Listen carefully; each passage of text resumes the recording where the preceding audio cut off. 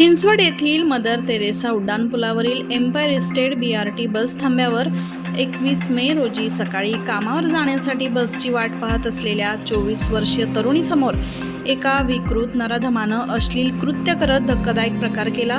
या घटनेचा video social मीडियावर तुफान व्हायरल झाला।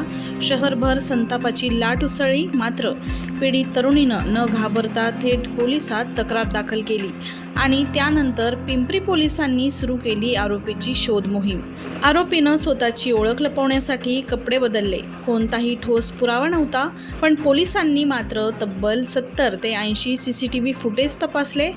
अखेर आरोपीच्या शूज आणि टी-शर्टच्या रंगावरून पोलिसांनी त्याचा माग काढत वाल्लेकर वाडीतील चिंचवडे नगरमधून झाकीर शेख या 43 वर्षीय आरोपीला अवघ्या 48 तासांमध्ये बेड्या ठोकल्या। यातील धक्कादायक बाब म्हणजे आरोपी हा एका मॉलमध्ये बाउन्सर म्हणून काम करत होता। दिनांक 21 तारखेला 24 वर्षीय तरुणी ही तिच्या जॉबवर जाण्यासाठी मदर तेरेसा ब्रिज वरती BRT बस स्टॉप येथे थांबली होती। तर त्यावेळेस एक अनोळखी आरोपी त्या ठिकाणी आला आणि त्याने अश्लील हावभाव व अंगविक्षेप करून सदर महिलेचा विनयभंग केला आणि त्याच्यानंतर तो पळून गेला त्या ठिकाणाहून। आरोपीचे नाव निष्पन्न नव्हतं, परंतु आम्ही परिसरातील साधारणतः 70 ते 80 CCTV चेक केले आणि 48 तासाच्या आत माननीय वरिष्ठांच्या मार्गदर्शनाखाली आम्ही आरोपीला चिंचवडे नगर या ठिकाणाहून शिताफीने ताब्यात घेतलेला आहे आणि सध्या आरोपी पोलीस कोठडीत असून आम्ही पुढची कायदेशीर कारवाई करत आहोत। सदर आरोपी हा आमच्या पोलीस कोठडीमध्ये आहे, सध्या पोलीस कस्टडीमध्ये असल्यामुळे आम्ही त्याचा तपास करत आहोत आणि प्राथमिक आहे की आरोपी 43 वर्षाचा असून तो बाउन्सर म्हणून काम करत आहे आणि त्यानं गुन्हा काय केला, त्याचा उद्देश काय होता याबाबत आम्ही पुढील तपास करत आहोत। सर, एकूणच म्हणजे ज्यावेळेस ही घटना घडली त्याच्यानंतर त्या आरोपीने त्या ठिकाणाहून पळ काढला होता।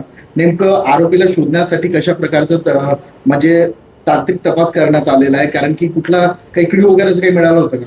अगदी बरोबर आहे, याच्यामध्ये कोणताही क्लू नव्हता आमच्याकडे आणि आरोपीने गुन्हा करून पळ काढल्यानंतर रस्त्यामध्ये त्याचे कपडे देखील चेंज केले होते, परंतु आरोपीच्या शूजचा कलर आणि आरोपीने आतमध्ये घातलेल्या टी-शर्टचा थोडा भाग आम्हाला थोडा फोटोमध्ये निष्पन्न झाला होता।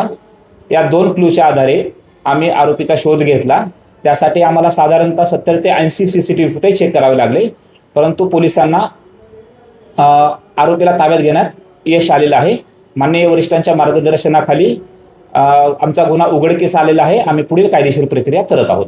सर, एकूणच हा जो आरोपी आहे त्याच्या विरोधात इतरही काही पूर्वीचे गुन्हे वगैरे काही दाखल आहेत का, आणि शहरातील महिलांना काय आव्हान कराल? प्राथमिक तपासामध्ये आरोपीवरती सध्या तरी कुठले गुन्हे दाखल नाही आहेत। आरोपीचा पूर्व इतिहास आम्ही पडताळत आहोत आणि शहरातील महिलांना आमचं आव्हान आहे की असा कोणताही प्रसंग असेल तर आपण तात्काळ पोलिसांशी संपर्क साधावा। पोलीस नेहमीच महिला सुरक्षेच्या अनुषंगाने सतर्क आहे, तत्पर आहे